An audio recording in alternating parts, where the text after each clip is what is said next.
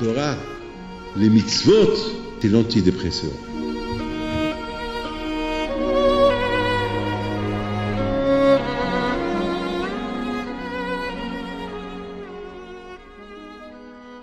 Birshot Moray Rabotai, avec la permission d'Hachem, j'espère que vous allez bien.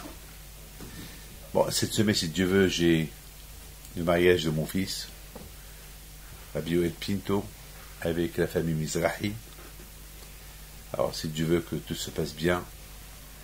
Et voilà, je vous bénirai vous tous. Je m'excuse si je ne vous ai pas invité.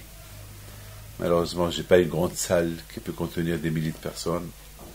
Alors voilà, que Hachem y fasse que si Dieu veut, autour de vous, le mariage de vos enfants, si Dieu veut, et que Hachem vous donne à vous tous la santé, la joie, la prospérité, si Dieu veut, et que Hachem y fasse que vous mariez tous vos enfants et vos petits-enfants, si Dieu veut. Alors, étant donné que cette semaine, c'est la paracha de Balak, et la paracha de Balak, c'est une paracha extraordinaire. Une paracha, elle nous parle combien Kadosh Baruch Hu nous aime, que pendant les 40 ans que les Juifs ils étaient dans le désert, Hachem, il ne s'est pas énervé sur les bénis Israël. Pourquoi? Parce qu'il y avait un ennemi qui s'appelle Bil'am. Et ce Bil'am était tellement un homme mauvais, un mauvais cœur, un mauvais œil, que Hachem, il avait peur de s'énerver sur les bénis Israël, et que Bil'am, il va dire à Hachem, alors Hachem, puis ce peuple-là il t'énerve, détruis-les, tue-les. Et Hachem, il va être obligé de le faire. Parce qu'il y a ce qu'on appelle un protocole. Et le protocole, il dit que celui qui se révolte contre un roi, il est condamné à mort. Donc il y a un protocole qu'on ne peut pas... Alors comment Hachem peut contourner le protocole? C'est que Hachem, il ne fait pas montrer qu'il est en colère, il ne fait pas montrer les bêtises que les Juifs y font, et Hachem, il montre qu'il est cool, qu'il est calme, il n'est pas en colère, il n'est pas nerveux. Donc, c'est ce qui se passe. Comme malheureusement aujourd'hui, avec toutes les bêtises qu'on fait, Hachem, il fait tout ce qu'il peut faire pour ne pas faire, pour faire grandir la colère de Midat Hadin. La Midat Hadin, c'est la rigueur. C'est les malachim qui sont en haut, que eux, ils respectent le rôle est de respecter le protocole royal. Hachem, c'est le roi des rois. Et voilà.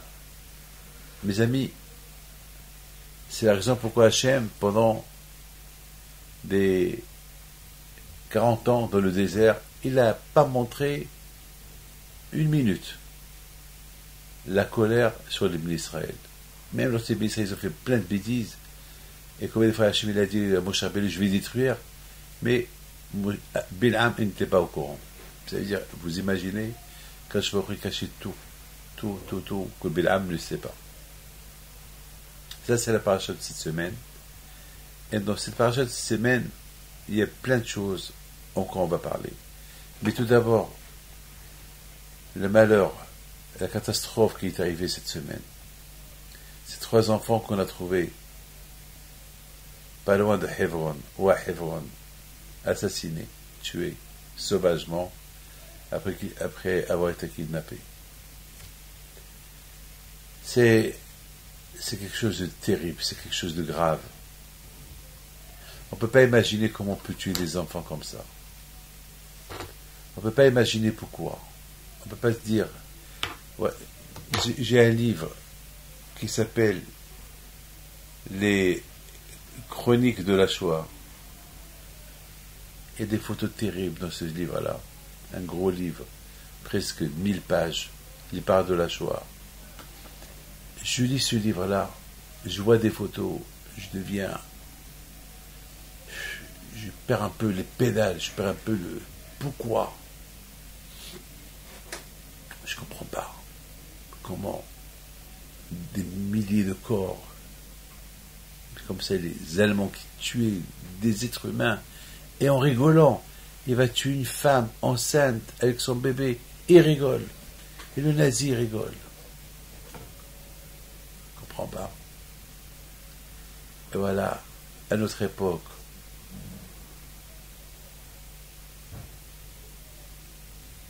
on peut voir encore des choses comme ça.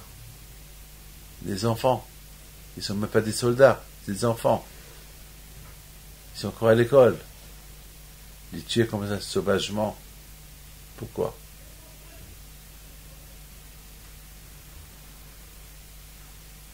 Il faut dire que, malheureusement,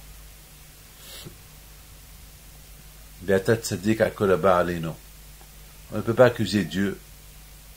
On ne peut que s'accuser nous-mêmes. On ne peut que dire à Hachem, s'il te plaît Hachem, que ces choses-là, ils arrêtent. Apporte la paix dans le monde. Protège nos enfants. Et nous aussi en France, vous croyez qu'on est en sécurité? Bon, grâce à Dieu, la police fait ce qu'elle peut.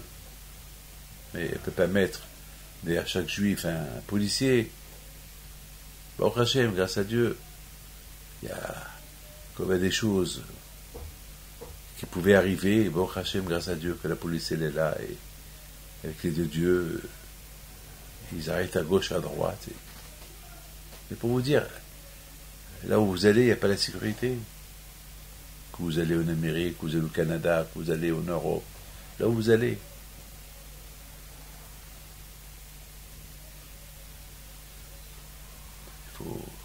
On dit, David Amelech, il dit, si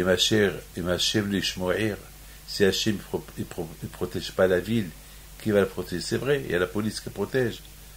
Mais il faut que Hachem, il faut que le bon Dieu, il guide la police. Pourquoi des fois la police, comme ce grand terroriste qui a été arrêté à Marseille, c'est la police comme ça. Ils sont montés dans un bus pour l'arrêter. Vous imaginez? Des choses comme ça, ils ne se font pas. Comment ils sont arrivés là? C'est Hachem qui les a envoyés. Le bon Dieu a envoyé la police. Et grâce à Dieu, ils ont fait du beau travail. Grâce à Dieu, bon Hachem. Dieu se sait qu'est-ce qu'elle peut avoir si la police ne l'a pas arrêté. Bon, il faut prier à Kadosh Baruch Hu qu'il y ait la paix dans le monde. Vous croyez que on vit une vie normale aujourd'hui, vivre dans la crainte, dans la peur, c'est pas bien. Mais il faut vivre. Il faut être vigilant. Il faut pas paniquer. Mais aussi, il ne faut pas trop se montrer. J'étais à un mariage cette semaine, et des jeunes avec des Porsche, avec des voitures de sport, des voitures décapotables. Moi, je suis contre tout ça. Pourquoi se montrer? En plus, une kippa sur la tête. Ça veut dire quoi? Tu te montres. Alors, il y a eu des personnes qui sont passées, et ils ont traité de sales juifs. Oh, ces juifs-là. Ça aurait été à d'autres personnes qui auraient fait ça. Personne ne va parler. Mais pourquoi se montrer? Pourquoi attirer la haine? Pourquoi? Déjà, le monde y croit que les juifs c'est capitaliste, les juifs c'est eux qui ont les plus grosses fortunes du monde, c'est eux qui dirigent le monde. Mais c'est pas vrai tout ça. Mais les gens y croient. Alors, pourquoi se montrer? Ah, il y a un juif qui me dit, alors pourquoi on se montre pas? Et alors, si on travaille dur pour avoir l'argent, je dis, écoute-moi, toi tu travailles dur, toi tu travailles dur, allez arrête. Allez, toi tu vis avec l'argent de ton père, toi, allez arrête. Arrête de dire que tu travailles dur. Ton père travaillait comme un chien, et là tu es en train de profiter, allez arrête. Il faut se calmer. Si on calme le jeu, plus ou moins, on peut réduire un peu les risques. On sort de la synagogue le Shabbat, on est tous à côté de la synagogue dehors, c'est pas bien. Il faut partir tout de suite. C'est pas fait de rester dehors en train de discuter. Les gens qui passent et qui voient, c'est pas bien. Ça attire. En plus, le Shabbat, on est bien habillé, on est décontracté, et avec une qui passe sur la tête, c'est pas bien. Il faut faire attention. C'est vrai. La paracha de cette semaine, c'est la paracha de Balak, la paracha. Et il y a plein de choses à apprendre de cette paracha. L'une des leçons qu'on apprend de cette paracha, c'est que Balak, jusqu'à maintenant, il dit rien du tout. 40 ans les Juifs dans le désert, ils ne parlent pas. Et soudainement maintenant, qu'il y a eu la guerre entre les Juifs et Sihon et Og, et ils les ont éliminés, Balak il a peur. Il appelle Bil'am, viens aide-moi, maudit ces Juifs-là pour qu'ils crèvent, pour qu'ils meurent. Parce que j'ai peur d'eux. Bil'am était heureux de faire plaisir à Balak, parce que lui aussi il va se faire plaisir, lui aussi il n'aime pas les Juifs. Mais Hachem il n'a pas laissé. Hachem il a dit à Bil'am, tu n'as pas le droit d'insulter. Tu ne peux pas insulter parce que c'est un peuple qui est béni. Alors laisse-moi les bénir. Non, tu n'as pas besoin de les bénir, ils sont déjà bénis. On n'a pas besoin d'un Bil'am qui bénit les Juifs. Un qui déteste les Juifs, est-ce qu'il peut bénir les Juifs? Non. Au contraire, lorsque quelqu'un il te déteste et il te donne un repas, il faut faire attention s'il n'y a pas du poison dans ce repas-là. Toi, je crois qu'il donne un repas parce qu'il veut te donner à manger, mais il se peut parce qu'il n'arrive pas à te tuer, il t'a mis du poison pour te tuer. Pour que tu le manges, tu meurs. Donc les bénédictions du Bil'am, c'est des malédictions, c'est pas des bénédictions. Mes amis, je me suis posé une question ce matin. Je me suis posé une question. De cette paracha, on voit la haine contre les Juifs. Que même Bil'am, les Juifs n'ont rien fait. Pourquoi il veut les punir? Pourquoi il veut les maudire? Pourquoi il veut les anéantir? Balak, le roi de Moab, lui aussi, a priori, il n'a pas de problème avec les Juifs. Les Juifs, ils sont dans le désert, ils sont pas de loin de lui, mais ils ne lui font pas la guerre. Et en plus, Hachem a dit aux Juifs de ne pas faire la guerre à Moab, et ne pas faire la guerre à Ammon, et ne pas faire la guerre à Édom. Donc ces trois nations-là, ils n'ont pas de problème avec les Juifs. Et les Juifs, ils n'ont pas de problème avec eux. Mais pourquoi ces trois peuples-là, ils veulent du mal aux Juifs, ils veulent les anéantir, ils veulent les tuer? Pourquoi? Mais de là, on apprend la haine gratuite. Celui qui n'est pas juif, il est anti-juif. C'est parce que ils ont une haine. Il y a une haine. Il ne peut pas accepter ce juif-là qui vit. Ah, maintenant, je commence à me poser des questions. Quelle est la raison? Pourquoi on doit être détesté?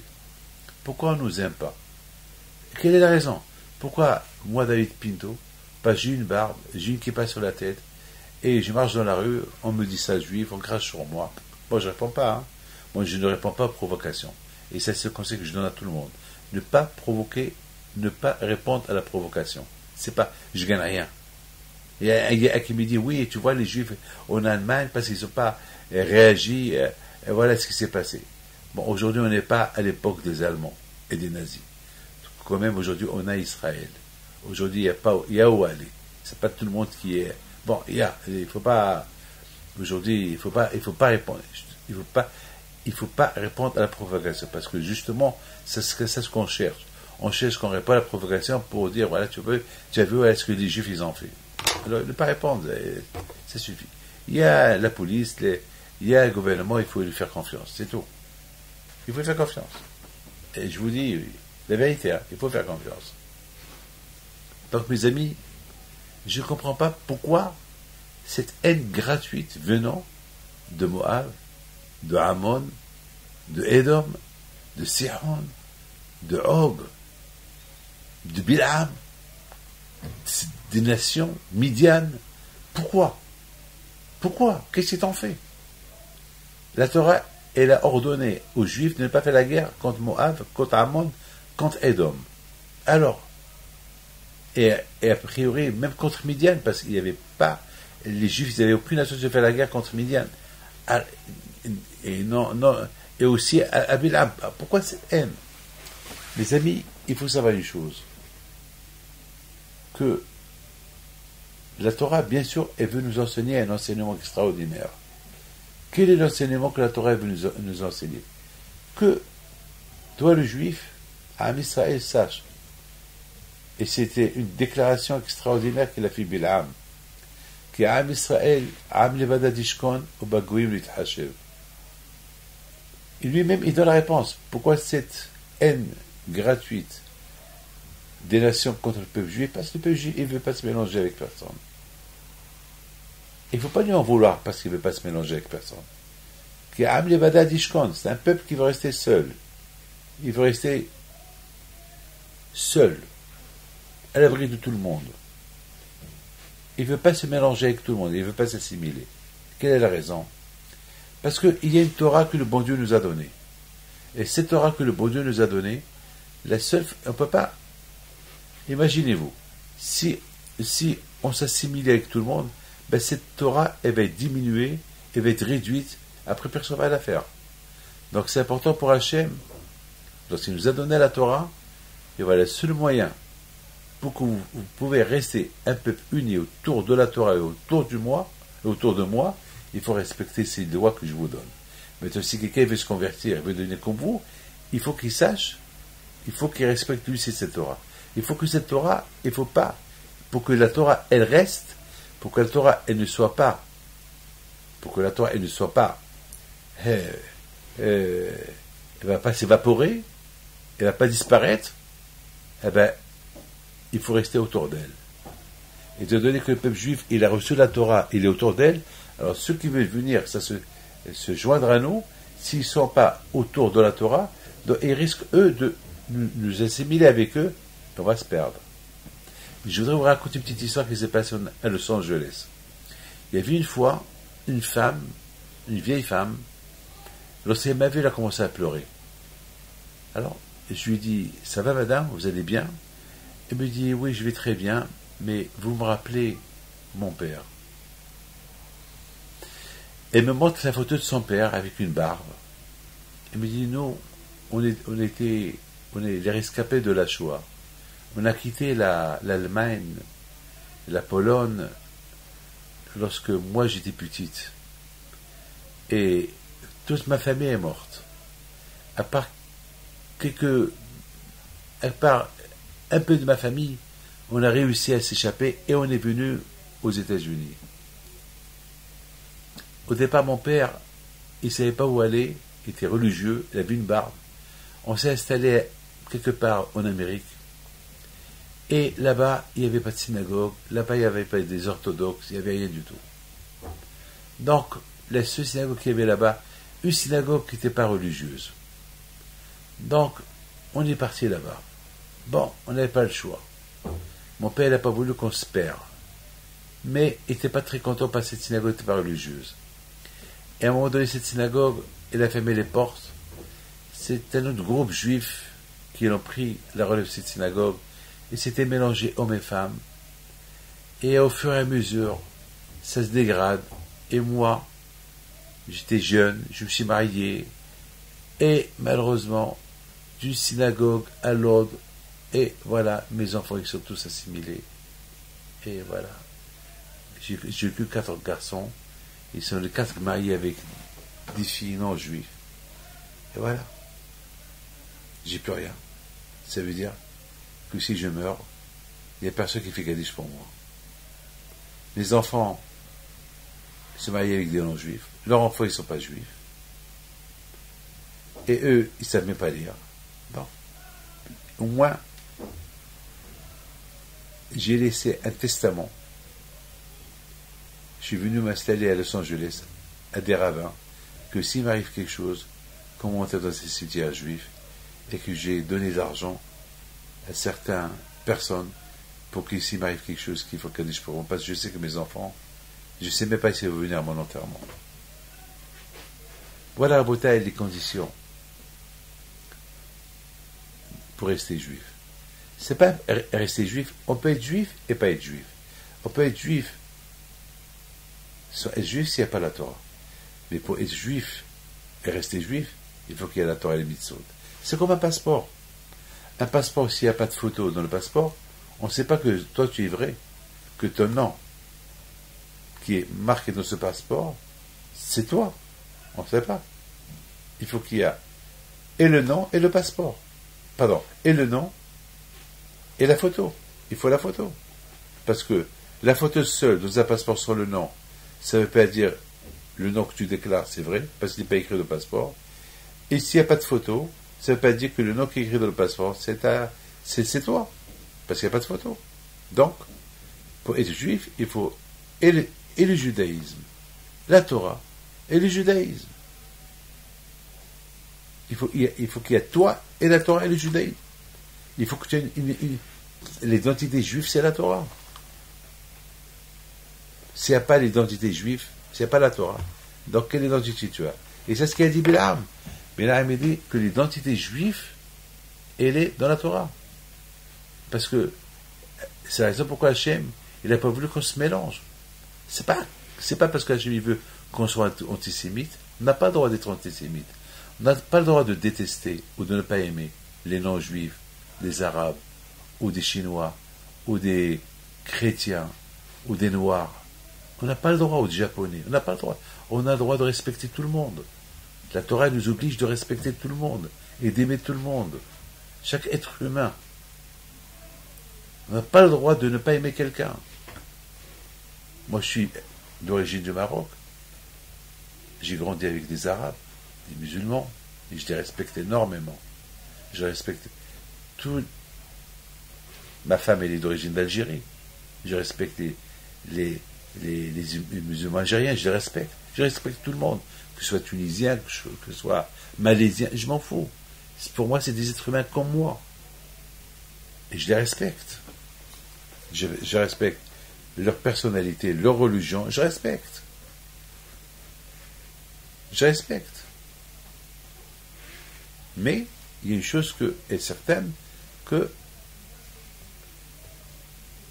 je suis né juif, on m'a éduqué avec ma religion juive, la Torah, ben je grandis avec ça. Et c'est ça, mes amis. Et c'est ça ce que la Torah nous enseigne de cette paracha de Balak. Que de cette paracha de Balak, justement, Hachem, il a fait à ce que, pour qu'il y a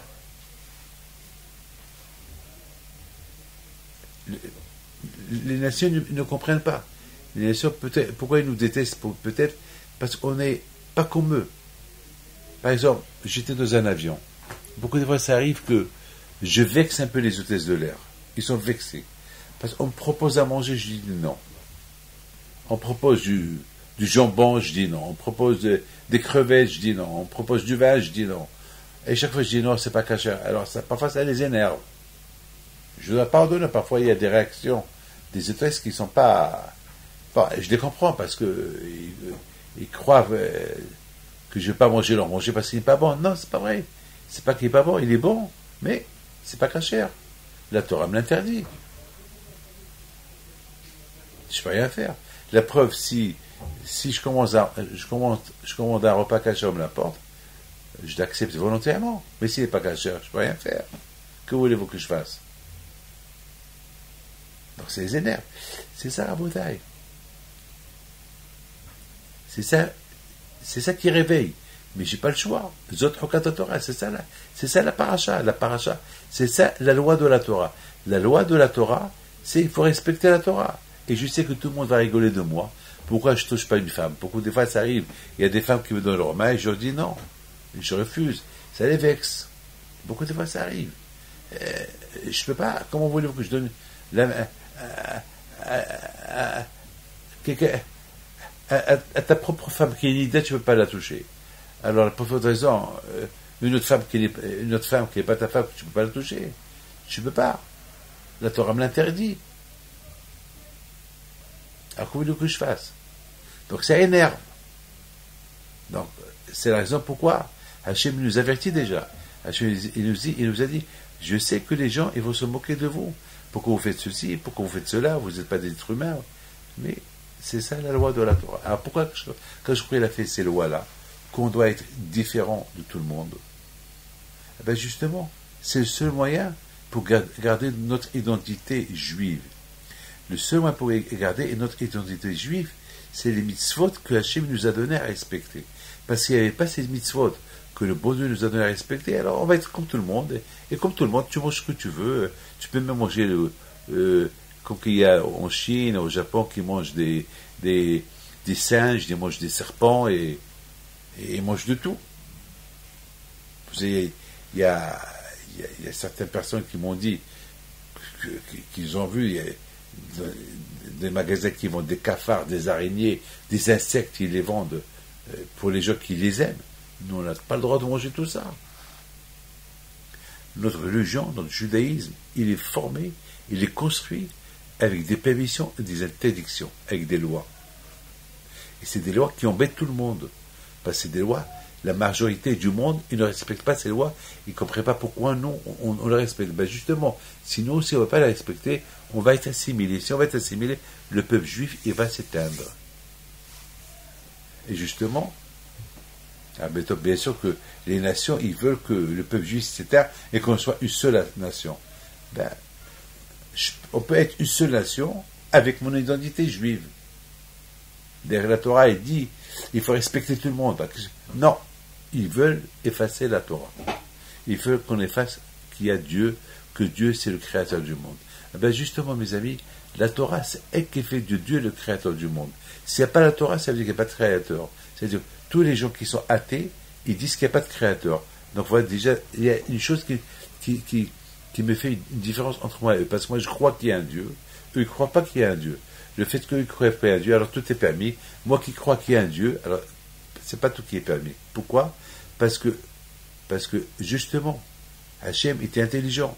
Hachem, il a fait exprès que pour que le peuple juif, ils seront toujours attachés à Dieu, uniquement à travers ces mitzvot qu'il leur a donné de faire. Chose que les autres ne font pas. Et c'est ça ce qu'il a dit Bil'am. Bil'am, il a dit que le peuple juif, il ne se mélange pas. Il est unique, il ne se mélange pas. Qu'Am lebada dishkon. Un peuple, il habite tout seul. Il ne se mélange pas avec d'autres nations. Pourquoi ? Quelle est la raison ? La raison, elle est la suivante. Parce que si il n'y a pas la Torah, on est mélangé avec tout le monde. Mais s'il n'y avait pas la Torah, on serait mélangé avec tout le monde. Mais mettons qu'il y a la Torah, il nous fait des barrières pour ne pas se mélanger avec tout le monde, pour ne pas s'assimiler, pour ne pas s'évaporer. Et si le peuple juif va s'évaporer, donc Dieu, il est Dieu sur qui ? Il est roi sur qui ?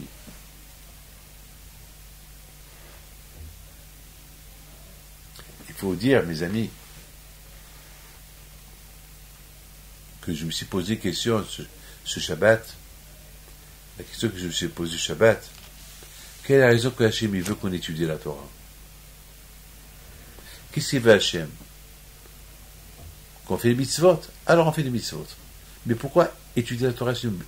C'est une obligation. À tel point que nos sages ils disent, c'est rapporté dans Menish Hay, que Hachem il a fait le Shabbat, parce que toute la semaine les gens ils sont occupés avec le travail, au moins le Shabbat ils peuvent étudier la Torah.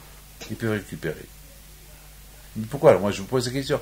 Quelle est la raison ? Pourquoi Hachem il veut qu'on étudie la Torah ? Quelle est la raison ? Mes amis, j'ai pensé, j'ai dit que l'étude de la Torah, Hachem nous a donné des mitzvot. Pour pouvoir bien faire ces mitzvot-là, c'est vrai, on peut mal faire les mitzvot, mais le fait d'étudier la halachot, les lois de la Torah, sur ces mitzvot-là, pour manger, il y a des lois. Pour dormir, il y a des lois. Pour se réveiller, il y a des lois. Pour s'habiller, pour le manger, le juif, il est entouré des lois du matin au soir. Du matin au soir. Donc, c'est ça la raison pourquoi Hachem nous a donné des lois. Et l'étude de la Torah, uniquement à travers l'étude de la Torah, on peut comprendre bien ces lois, pourquoi il faut les faire. Sans l'étude de la Torah, on ne pourrait pas comprendre pourquoi il faut faire cette mitzvah, pourquoi il faut faire cette mitzvah, on ne pourra pas comprendre. Et en plus, uniquement à travers l'étude de la Torah, on peut connaître qu'il y a un patron. Qui donne les lois ? C'est Dieu. Et qui c'est Dieu ?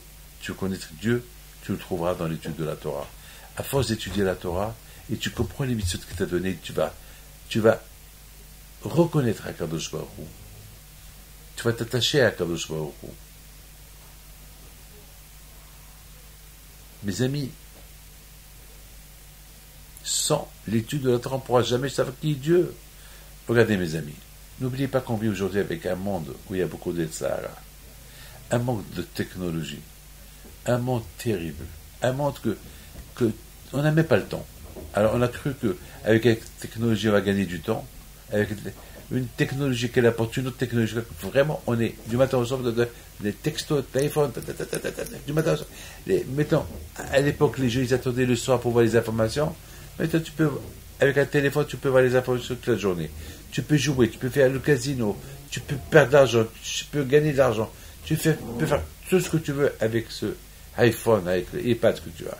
Donc, le temps, aujourd'hui, presque, il n'y a pas de temps. Il y a quelqu'un qui m'a dit, Rabbi David, heureusement qu'il y a Shabbat. Je lui dis pourquoi? Il m'a dit parce qu'aujourd'hui, tout le monde a sa télévision dans sa chambre, tout le monde a son iPad, son téléphone, son iPhone. On se réunit même pas, on n'a même pas le temps, on ne sait même pas où on est. La famille, elle est divisée.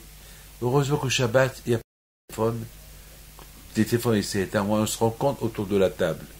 Mais là, pendant la semaine, on ne se voit pas parce que chacun, il est enfermé dans sa chambre. Et même s'il n'est pas enfermé, il est avec son iPhone, on ne discute même plus. Alors je lui dis, bon, ça c'est bien pour ceux qui respectent Shabbat. Alors pour ceux qui ne respectent pas Shabbat, alors même Shabbat, ils n'ont pas de vie de famille. Ils n'ont rien. Mes amis, regardez les animaux. Les animaux, ils n'ont pas de Sahara. Même qu'ils n'ont pas de Sahara, ils font la prière à Dieu. Je me suis toujours dit comment un animal, il y a la Shira, un animal qui est animal, il prie à Dieu. Moi, et l'être humain, il ne prie pas à Dieu. Non seulement qu'il ne prie pas à Dieu, mais il y a des êtres humains qui ne croient pas en Dieu, qui ne croient pas dans l'existence de Dieu, et qui sont athées. Comment est-ce possible? Regardez, c'est écrit, les Vnei Orev Hasheikrao. Quand Hachem écoute les prières des animaux, lorsqu'ils appellent qu'ils ont faim. Comment un animal, il appelle Dieu parce qu'il a faim. Et moi, et nous, les êtres humains, lorsqu'on a faim, on ne sait même pas. Il y a des gens qui vont même pas prier, ils vont crever à la faim, ils vont pas prier à Dieu parce qu'ils ne croient pas qu'il y a Dieu. Comment est-ce possible une chose pareille? Comment un animal sait qu'il y a Dieu et l'homme il ne sait pas qu'il y a Dieu? La réponse est là. L'être humain, il a le Yetzirah. Il a des tentations. L'animal, il n'a pas de Yetzirah. Il n'a pas de tentation. L'animal, Hachem, il a créé l'animal, il a créé sa nature. Donc, il sait qu'il l'a créé. Il n'a pas de Yetzirah. Il n'y a pas d'adultère chez les animaux. Il n'y a pas de manger cachère ou pas cachère, les insectes ou pas insectes, nida ou pas nida. Il n'y a pas. L'animal, sa nature est manger, vivre, il cherche une compagne, son compagnon, c'est tout. Et procréer, à faire des enfants, c'est tout. Voilà. Chaque animal est la nature que Dieu a créée en lui. Mais l'être humain, il a les Sahara. L'être humain, il devait être l'associé de Dieu. Dieu a créé le monde, il a donné à l'homme, à l'être humain, pour qu'il le dirige. Voilà. Le Sahara, il est très fort. Il crée la révolution de la tête de l'homme. L'être humain, il veut devenir patron. Il a oublié qu'il a un patron, qui est Dieu. Non. Il se croit lui-même le patron. C'est la raison pourquoi Kachru nous a donné la Torah. À travers la Torah, on découvre Dieu. C'est lui le patron, et on doit se soumettre à lui. Et s'il a dit de faire ça, ou il a dit de ne pas faire ça, il n'y a pas de question. Je fais ce qu'Hachem veut. La Torah, elle te donne un gvoul, elle te donne une frontière jusqu'à où tu peux aller et où il faut s'arrêter, jusqu'à où tu peux aller. Bien sûr, dans le monde, on dit il faut être unis, le monde uni, l'union, l'ONU, l'union, il faut être ensemble. C'est vrai, c'est beau ça. C'est beau ça. C'est très très beau. Mais il y a des lois, comment être unis. On ne peut pas être unis sans des lois qui sont venues du maître du monde, celui qui a créé le monde. Il n'y a qu'à travers ces lois, on va savoir c'est quoi l'union, c'est quoi être uni. On ne peut pas nous inventer l'union. C'est le patron du monde qui s'appelle Dieu, Hachem, qu'il a créé le monde, c'est lui qui a donné des consignes, il a donné des idées, comment être unis. Et si tu respectes ça, donc il y a déjà, avant d'être unis, il faut reconnaître celui qui a créé l'union, celui qui a créé le monde, et celui qui veut qu'on soit unis déjà autour de lui. Avant d'être unis, il faut être unis autour de celui qui vous a créé. Écoutez, les enfants, 10 frères, pour qu'ils soient unis, il faut qu'ils soient unis autour de leur père. C'est leur père qui leur apprend l'union. Mais s'ils ne sont pas unis entre eux, ils ne sont pas unis avec leur père, ils ne vont pas être unis entre eux, ils ne sont pas unis entre eux, ils ne vont pas être unis avec leur père. C'est impossible. C'est la raison pourquoi la Torah dit Zot Hokat Torah. C'est ça la loi de la Torah. La Torah, elle est inexplicable. On ne sait pas pourquoi. Mais respecte-la et tu vas voir qu'elle va t'ouvrir les portes pour mieux comprendre les mitzvot, pour mieux comprendre celui qui te les a donnés. Je voudrais vous poser une question.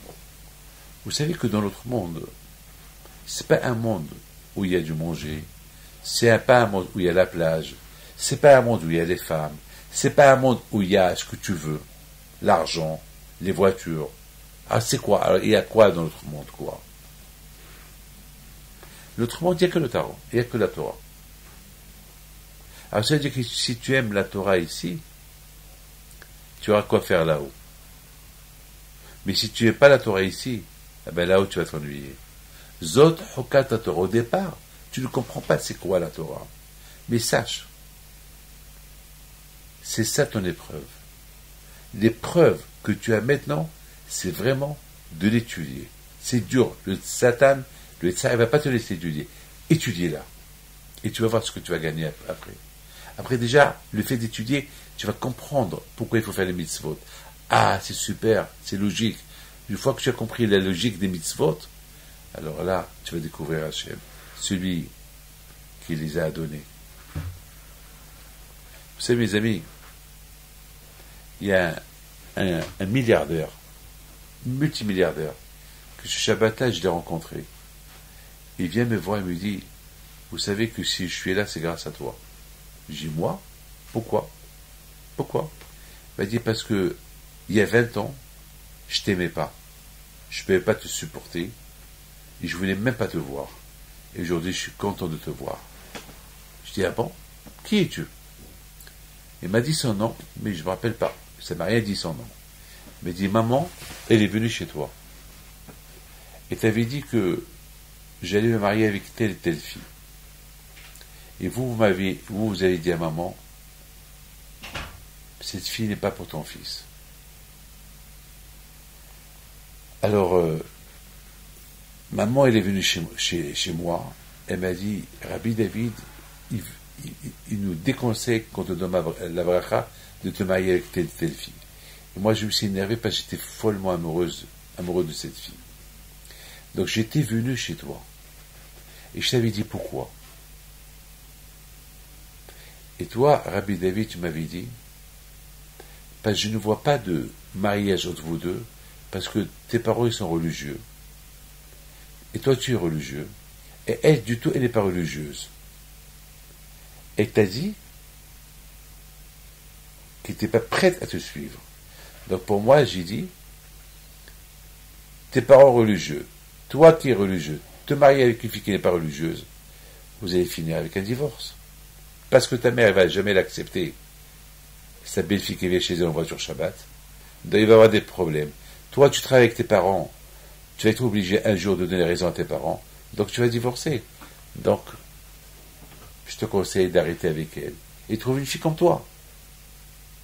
Alors, ce riche, il me dit, à cette époque, je ne pouvais pas te supporter parce que je n'ai pas trouvé de logique dans tes paroles, parce que j'étais follement amoureux de la fille. Mais, j'étais obligé d'écouter mes parents.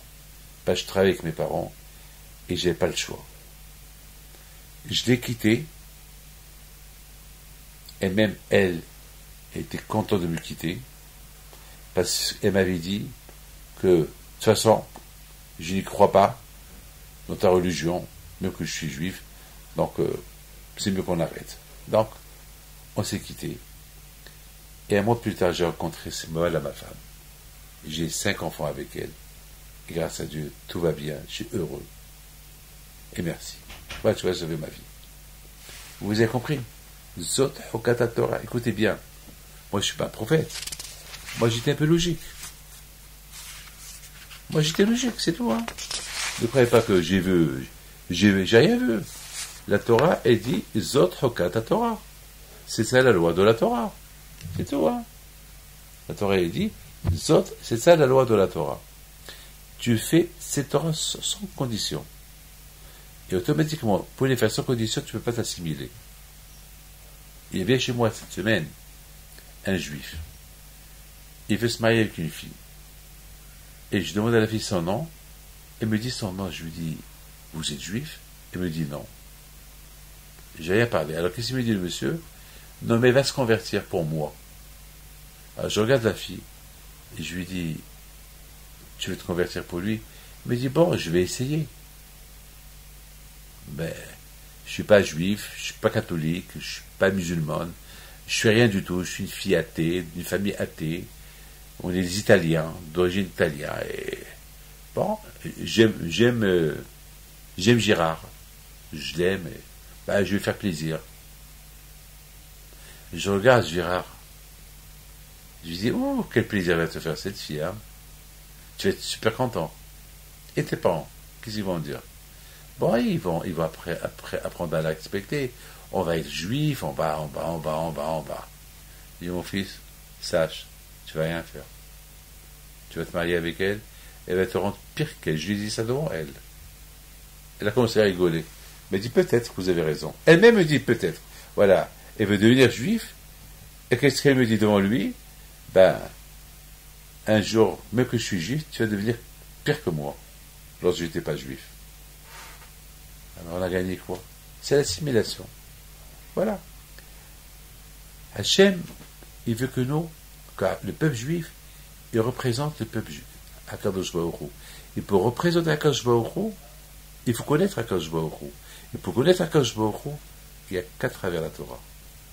Et c'est la raison pourquoi on n'a pas le droit à l'erreur. On n'a pas le droit à l'erreur. Écoutez mes amis, je termine. Ce que je vais vous dire, c'est super, c'est beau.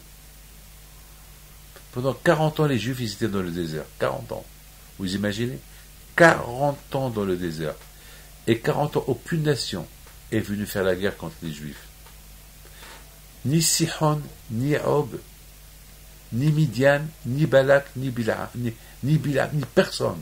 Ils n'avaient aucun n'a approché. Je me pose la question. Pourquoi ils ne sont pas venus faire la guerre aux Juifs? Pourquoi, au moment que les Juifs ils ont voulu rentrer en Israël, qu'ils ont fait la guerre à Og et à Sihon, ils les ont anéantis? Mais pourquoi ces peuples-là, ils n'avaient pas peur des Juifs, et pourquoi ils ne sont pas venus faire la guerre contre les Juifs? Et c'est pas parce qu'ils avaient peur d'eux, ils n'avaient pas peur d'eux. D'ailleurs, lorsque Moshe Rabbeinu est parti faire la guerre contre Og, Moshe a eu peur de faire la guerre contre Og. Parce que Og, il avait la bracha de Abraham Avinu. Jusqu'à quand Hachem a dit à Moshe Rabbeinu, Moshe, n'aie pas peur de Og, je te donne entre tes mains. Ça veut dire que Og et Sihon, ils n'avaient pas peur des Juifs. Alors pourquoi ils n'ont pas fait la guerre contre les Juifs avant que les Juifs soient venus leur faire la guerre? Et en plus, Hachamim me disent que Balak, le roi Balak de Moab, lorsqu'il a vu que ces deux grandes nations, ils ont été anéantis, il a eu peur. Parce qu'il a dit, ces deux peuples-là, c'est eux qui nous protégeaient, les Juifs. Et maintenant qu'ils ont été anéantis, on est sans abri maintenant. Donc il a demandé à Bilam, viens les insulter. Ça veut dire que Og et Sihon étaient deux peuples très puissants. Pourquoi ils n'ont pas fait la guerre contre les Juifs?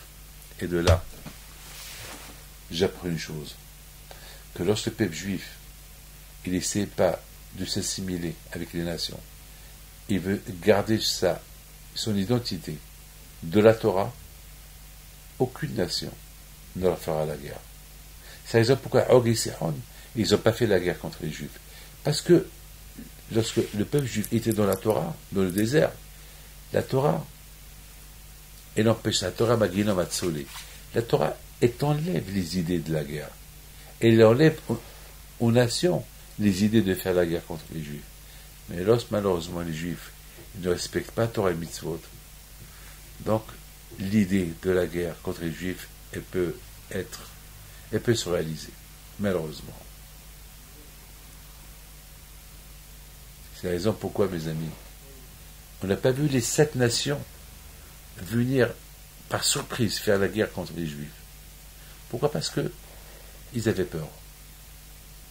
Ils attendaient que les Juifs viennent leur faire la guerre. Et s'ils gagnent, ils gagnent, s'ils perdent, ils perdent. Mais eux-mêmes, ils n'ont pas provoqué la guerre. Parce que lorsque le Juif, il est dans la Torah, il n'a pas peur. Mes amis, que ce cours de Torah que je viens de vous donner, qu'il soit à la mémoire de ces 3 frères, ces trois tzadikim qui ont été sauvagement tués par ceux qui n'ont pas voulu qu'ils restent vivants. Zot Hokat Torah. Ils sont morts comme des tzadikim. Ils sont morts parce qu'ils sont juifs. Parce qu'ils ont une identité juive. Ils sont morts avec un kippa sur la tête. Ils représentent tous les juifs du monde entier, qu'ils se soient religieux ou pas religieux. Ils nous représentent. Et c'est ça, mes amis, la connexion de la paracha de Hukat et la paracha de Balak. Hukat, c'est ça la loi de la Torah. Tu veux garder ton identité sans condition, ne te pose pas de questions, et tu dis la Torah, et c'est avec tes mitzvot. Les gens vont se moquer de toi, qu'ils se moquent. Et peut-être ils vont te faire du mal, c'est pas grave. Accepte. Accepte. Donne kavod à Hachem. De l'autre côté, il faut rester vigilant et n'aie pas peur de personne. La paracha de Balak, elle nous parle de l'antisémitisme de Balak, de Sihon, de Og, de Moab, de Ammon, de Bil'am contre les Juifs, même qu'ils n'auront rien fait.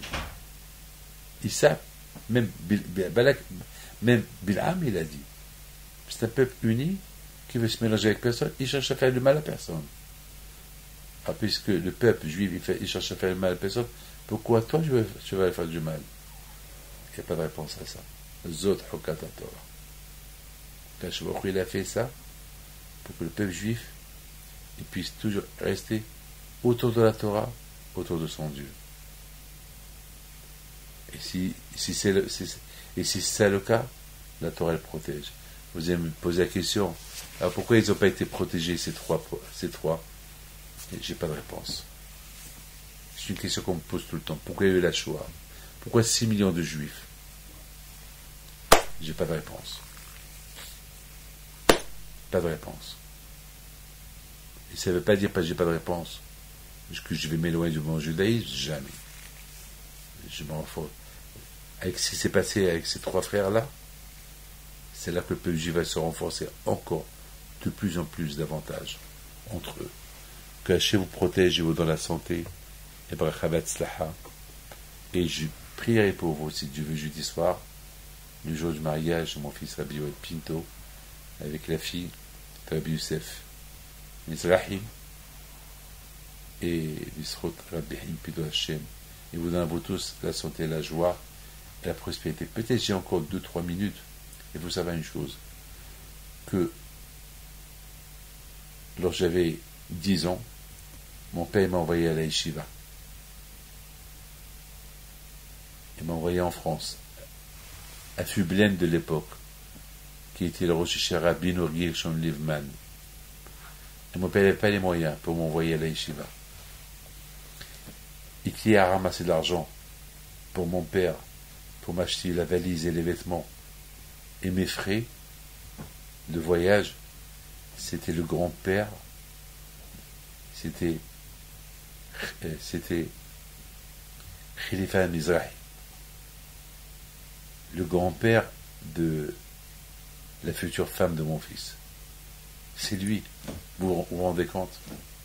C'est lui. Et voilà, le bon Dieu a fait que c'est grâce à lui, grâce à l'argent qu'il a donné à mon père, qui a payé ma scolarité pour aller à la yeshiva. Plus tard, je me suis marié, et un de mes enfants, il marie un de ses petites filles. Regardez les choses comment ils sont. Et le père de la Kala, qui va être le futur beau-père de mon fils Yoel, était brûlé lorsqu'il était jeune, avec du feu, avec de l'eau chaude de Shabbat. Ils l'ont pris en catastrophe.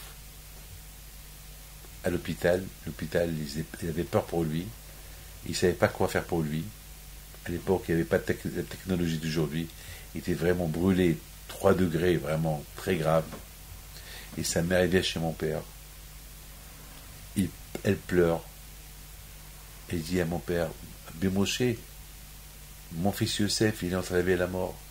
Et mon père lui dit, prends l'eau du Shabbat, avec quoi il a été brûlé, et tu le jettes sur lui. Il lui dit, mais c'est avec le Shabbat, je vais le brûler encore plus. Il dit, fais ce que je te dis. Et ça, c'est ce qu'elle a fait. Elle a pris l'eau chaude, avec laquelle il s'est brûlé, elle l'a jeté sur son fils. Mais ça ne comprend rien du tout. La plaie s'est renfermée, il a guéri, il est resté avec un signe, ce signe-là qui le montre à tout le monde. Voilà le miracle de Rabbi Moshe Pinto. Et c'est quoi le plus grand miracle? C'est que le petit-fils de Rabbi Moshe Pinto, il a pris la fille de ce Rabbi Yosef Mizrahi, qui étudie la Torah, il habite à New York. Regardez comment Hachem l'a fait à ce qu'on se rencontre. Quelque part, c'est grâce à eux que j'ai étudié la Torah, parce qu'ils m'ont ramassé de l'argent. On ne m'aurait pas ramassé de l'argent, je ne sais pas où j'aurais été aujourd'hui. Et le miracle qu'il y a eu à Youssef, avec mon père, et voilà, le plus grand miracle, c'est nos enfants, ils se marient ensemble. C'est-à-dire que chaque fois, je vais rencontrer le grand-père de la Kala, je vais rencontrer le père de la Kala, et je vais leur raconter, vous savez, que c'est grâce à ton grand-père que j'ai étudié la Torah, et ton père, c'est grâce à mon père qu'il vit. Et voilà, et mettons vous deux, voilà, vous êtes là. Partagez, mettons, voilà, on partage un peu la... Regardez la providence divine. Au départ, on ne comprend pas les choses. Zot Hokat Torah. C'est ça la loi de la Torah. Les choses de la Torah qu'on ne comprend pas. Le plus important est, vous savez respecter la Torah et les faire, et vous allez voir les conséquences, on les verra plus tard. Des bonnes conséquences. Que ce cours de Torah soit à l'Unishmat, à la mémoire des 3 jeunes frères qui sont morts sauvagement à Hebron et qu'on a trouvé leur corps hier, lundi. Que Dieu ait leur âme en paix et que Hachem apporte Mashiach à Mekerat.